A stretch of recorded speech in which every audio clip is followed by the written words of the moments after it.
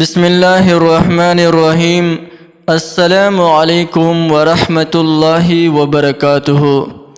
ډیر محترم ورونو، نن د هغه کسانو د پاره چې د هغوی په تقریر کې ژبه انخلي یا د هغوی په تقریر کې فصاحت او بلاغت نه وي، یعنی بعضې کسان داسې وي چې کله خبرې کوي د هغوی په خبرو باندې څوک نه پوهېږي، فصاحت بلاغت پکې بالکل نه وي.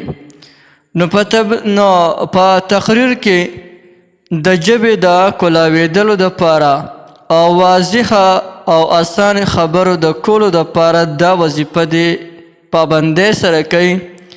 نو که چا سره بحث او مباحثه کوي په هغې کې به هم کامیابي، او که چېرته کې تقریر لځي نو د ټولو اول دی په وړو مجموع کې پاسي، یعنی کله چې وړې غونډې وي په هغې کې د پاسي څه نه څه خبرې دې کوي، او بیا د هغې نه پس دی د غټو خلکو مجمع ته ورځي او دا کلمات ته 5 ځله او یا 7 ځله دا د تقریر نه مخکې وی انشاءالله چې الله جل جلاله به ژبه کولاوي، یعنی د ده د ژبې نه به ډېر فصیح او بلیغ الفاظ وځي، خلک به خپل ځان طرف ته بالکل متوجه کوي.